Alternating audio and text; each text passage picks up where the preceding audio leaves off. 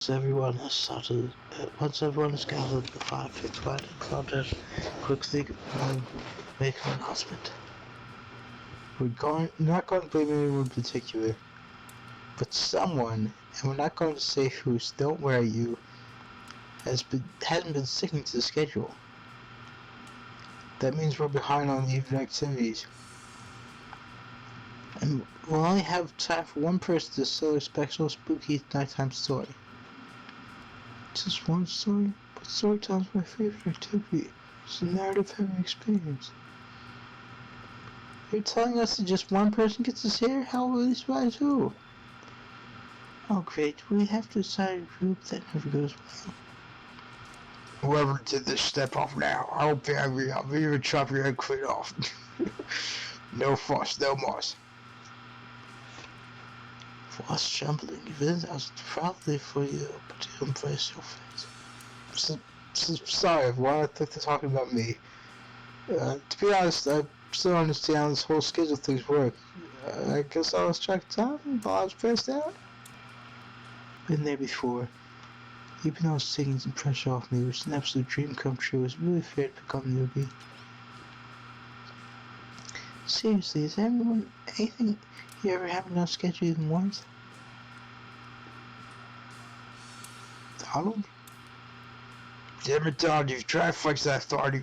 Give it one more time, so help me, I'll snap your head off so quick I'll drown in his blood, Cynthia. Cynthia? Fuss and must back on. You two know I love hack, slash, and slice. We all know you love to kill. It's almost all you dare talk about. Nobody named any names. Who even knows any names? Not us. I announced my name. Who's Donald? Who's Dwight? Who names more? Come, nobody. But we still got to get started on story time, so 5 miles. Who do you think should go? Damn it, that's a name. Please, pick somebody quick, so this doesn't chocolate fuse to the bloodbath. Yeah. I choose you, Spirit. You're not supposed to say that unless you're with Pokemon. Yeah, exactly. Exactly. That's what I was just saying. Wow, that's cool. Whoa. This tile space has been craftily crafted for avoid IP or India popping military connection. Infringement lawsuit. Let's be careful with the catchphrases, will you? Really? Want to hear from me?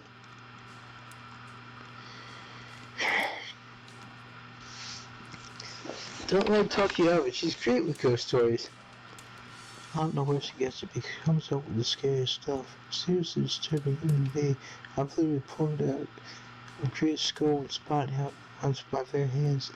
Thanks, Sub-Zero. That was his first ever fatality in the first ever Mortal Kombat. Talk about both stories. If everyone is going to chit-chat, I guess we can sit down and punches its Osco led behind a mosque and both Chapel and Wraith takes their seat. They know when it's worth fighting, when it's not. Oh man, a romance. Oh well.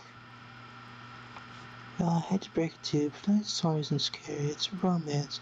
Too late now, though. I also like to numb, so I'm going to tell you my story. I call it A Prisoner's Kiss. Yeah, what gives? You notice the Huntress and Wraith of both starting a giant tub of popcorn. Nobody offered you popcorn. It was a dark summer night. Warm rain seeped down from the sky like blood from an old wound. Detective Hato, a celebrated investigator now in the Coast Negotiator, was called to see a strange occurrence unlike anything she had seen before. When she arrived, the scene was chaotic. Crowds began to gather. Dozens of other officers were doing everything they could to keep curious onlookers away. But how could anyone resist wanting to know more? This is a cool background. For there, in the middle of the busy market, had appeared a giant box, strange alien in its appearance and massive mid-size. No one knew how it got there. Was it delivered, built on site, Such a busy area, how could something like that just disappear? The mystery is if it was conquered by magic. But it was no illusion. The huge box was very real. Someone was trapped inside. Spare pauses as started to look from face to face with each audience member. She has no expression, but you feel her vibrating with energy. She's in her element. Help me! Cried someone inside the box. The man, terrified, trapped, imprisoned, his voice was trembling. By now, as if every detective in the series was there, looking at the strange structure up and down, inspecting it on every side. It didn't make sense. There were no doors, no windows, no fasteners or seams. It was completely solid and much too heavy to move by hand. Solid that is, except for a single small slit, just enough to see the bloodshot eyes of a prisoner trapped inside. I don't know what happened. I woke up and here I was. I'm so scared. Please help me, cried the man as if pleading for his life. No stranger in sad situations, Detective Hardy comforted the man. She used her training to calm him and buy time for the other rescuers. However, time did not bring clarity, only anxiety as the night dropped on with no progress opening the box. As the night grew longer, the seeping rain poured on the ground. The man inside grew more desperate, more sad and lonely, more pathetic than he felt. But Detective Harder was no help at all. Powerless to save him, guilt began to weigh on her like it had never done before. Don't let me die in here, the man begged. Don't let me die alone. Stay calm, instructed the doctor. You're not alone. I'm here. Hell, half the town's here. We're all in this together, and we won't let it be the end of your story. Looking for the narrowest of passageways, Detective Harder watched her own reflection in the tear-filled eyes of the strange, sad prisoner. Together they both wept in silence and hopelessness in the moment. Promise? asked the man. Promise me I'm not alone? Yes, she promised. I do. A simple pledge. She felt an instant connection. She felt like she'd never felt before. Not to her family, not to her friends, not to any of the other hostages she's worked so hard to free before. And so, when the man's eyes closed and backed away, it didn't scare Detective Hoffa, for she knew he would return, and he did, pressing his lips up the narrow slit about the box, repeating his question again and again, steam flowing from his mouth. She asked, Promise? Promise I'm not alone? Yes, she promised, I do. And pressing her palms against the cold outside the box without truly knowing why, the detective Harder leaned forward and placed her own lips upon the opening, letting her breath creep into the strange structure, allowing her warm lips to fall on his man's. It was a gentle kiss, a moment of compassion. She could feel in this brief contact the beating of her heart, pulsing blood through every inch of her body, matched beat for beat in a soft touch. Thank you, said the man, no trace of fear remaining in his voice, and he backed into the darkness, disappearing in a single moment of eerie calmness. Get back! Yelled an officer, suddenly thrusting himself between Detective Hart and the box, breaking a silence that would soon be filled by a cacophony of whirring gears and clicking actions, a symphony of mechanical activity happening all at once. Something had triggered, as if an unseen lever pulled, and the side of the box began to slide open. Detective Hart grabbed her flashlight tightly and pushed forward into the foggy interior of the giant box. Feet splashed in the puddle of rainwater, her heart racing as she swept her light from side to side. And then her eyes landed on the man, or at least what should have been him. There, in the corner of the box, was a pile of pieces, like parts of a doll, almost pulled apart. Or perhaps that's just how Detective Harder to think of him in that moment, which is why. Collection of segments, limbs, pieces, disconnected from one another, cleanly severed and placed in a neat little pile. And atop that pile, a head, cold, pale, eyes open, lips an icy blue. Spared stars of the fire, her own expressing lifeless, her lips blue. Tears fall from her chin and soak into the sound at her feet. You're blown away by the star, and it's safe to say you're not alone. Everyone else is looking into the fire up in the sky, and above that spirit. It was you who chose her, who initiated this entire tale. So sad, so creepy, so sensual. She really meant did great detail when it came to describing that kiss. Too much detail, I know, and so heart-locked. Dwight and Claude get to stand daggers at you. You have to do something. Okay, so I'm gonna save because I have to do something.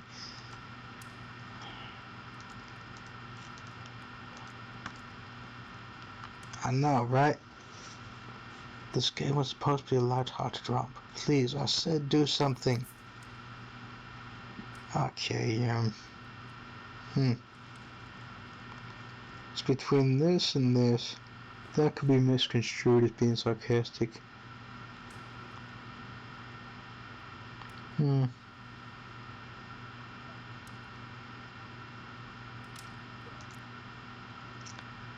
Stand up and clap once. Then after a beat again. Slowly building into giant glue clap. Where stands next to him clap as no one else does. Spirit floats off as clapping slows to a halt, which happens almost immediately, slow to begin with. Usually there's so much more disturbing. More disturbing than that? No. Don't forget to be... I'm just curious as to what would happen if I did the other thing.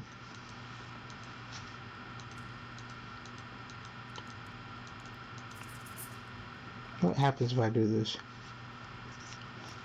Stand up without saying a word. Anything you put spirit reaching arms around for a hug. Her robe hovering in the air begins to wrap itself around you and squeeze you into her. It's kind of like being hugged back. But it's also like being tied up. It's certainly not what you expected. Oh jeez. Instinctively you pull yourself away, but it's an awkward moment you nearly fall over into the fire.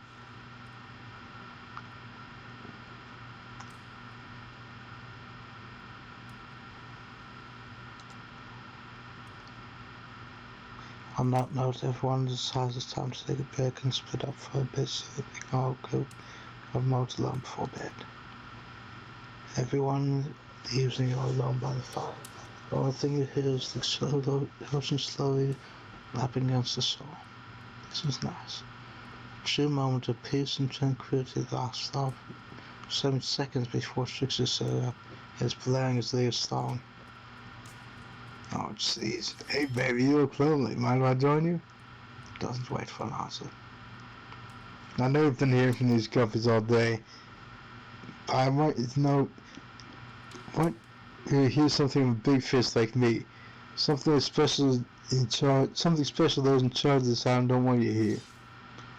I'm the only ultimate catcher on this island, the only lobster in a ocean of sardines. No one can give you what I can. You just have to find me. Come on, find me, baby. I know, right? What gives? 60 leaves. You're a bit confused about what to make of his cryptic clues, but you aren't going to get any time to yourself thinking about them just yet. Spirit approaches you. You know, I was watching you while I told my story. I could tell it was having an effect on you. This fog that follows me around. I can feel you breathing heavily, taking me in. You and I are both absolutely flabbergasted at the piece of information. Legit, you learn something new every day, even when you're gone. I mean, a narrator. Oh, jeez. Well, yeah, she can't. There's no like X rating on this game, X-ray and military for X rating for this game, so I'm sure there's nothing to worry about with any continuity or nothing. We're doing it again right now. You need to calm down. You should come to the outside with me. The fiends of the hot tubs of the spirit became a long way in a single day. I'm not saying you shouldn't follow her and offer like that. Just don't forget our little talk. You and your sorcerers found slip into the water. It's just the right temperature for an evening dip. Plus, if some jealous shark comes along and manages to jump from the ocean into the pool, I'm pretty sure your killing companion could handle it. I just want to be totally clear, even though the story does have some similarities to my life, it's not actually about me in any way, shape, or form. Not symbolically, not metaphorically, not any other way. I believe you completely. Sorry you cut peace with your life, but so is the person in the story. Perfectly normal coincidence. Sure, you're on the sound check, one might say, most puzzling place. Also a completely regular coincidence. And sure, his lips are blue, your lips are blue. Really? You call this blue? Searching for answers, hoping to find revenge. Okay, so the sort of stuff, similar stuff there, I guess. Coincidences. Sorry, the coincidences. Get this through your head, whoever you are. Samurai blood runs my veins. Or, well, maybe it's coagulating, I don't know. Don't need to sweat the details. Regardless, I'm a descendant of noble warriors. Actually, so am I. Well, maybe not noble warriors. The Crusades weren't all that noble when you get right down to it. But I am descended from nobility. My surname actually is part of nobility in what was at the time Germany, would later on become Poland. But yeah, I'm descended from nobility, and my family crest says about how they fought in the Crusades. That wasn't very noble, but I'm descended from nobility.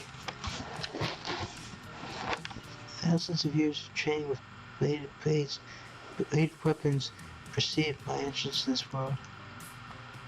Do you know how many swords that is? A lot. You can't figure out with that many sharp edges, a person is bound to get a connection from a body part here and there. The truth is, I typically wouldn't share the Stone Cold Black Beauty. I dreamt that story like watching a movie in my sleep when I was just a little girl, years before my father sunk his blade into my skin. Never been able to shake it. It's a very adult story for a child to dream. Do you believe me? Yeah, sure, why not? I know we just met, but yes, I do believe you. But you told that story clearly came from someplace deep. Fool! Okay, sorry. Who taught you to trust a stranger? Go and get yourself hurt if you don't think to keep care of yourself. I suppose he has a point. Now you've got me wondering, do I believe you if you believe her or not? And if I know everything, because trust me, I do know everything, don't I know the answer to my own question about who I believe? If you'll answer the spirit's question? Whoa! I had to at least once in this playthrough. As I said about in Fairy Tail, that one of the few anime worth watching is in this case Tango Alpha India Lima, military pronunciation TAIL. They have a voiceover that does that sometimes. Well, also now I gotta be tripping. So I had to distract us both. What's important is a certain corpsey cutie floating in a cloud of magical mist might be waiting for you to say the right thing and free from puzzle box. If you believe that she is the... Damn it, you got me going again. Unfortunately, before you can follow this conundrum, what will still be a anonymous set of good new questions. You found someone to someone standing before you with a fresh shower ready to dry you off. Sorry, kids. But it's time for bed. I really like the youngest one be here, but I'm no kid. I do, however, love being messed up in a fresh, clean towel. My mother used to tell me once when I was young, she'd cut me all the tangles and tie ribbon before setting me on my own way. I miss her. He watched the spirit clear stars off in the distance, her hand gripping into a tight fist. She doesn't notice he wants to go at first. When she gets each of them looking, she turns away, roughly grabs Tal from Twilight, and then pushes him clawed up aside. She floats off. Okay, that's gonna be the end of this chapter. Keep you guys moving along, ladies and gentlemen. Dig what I'm doing, please consider subscribing. I'll come back fairly well.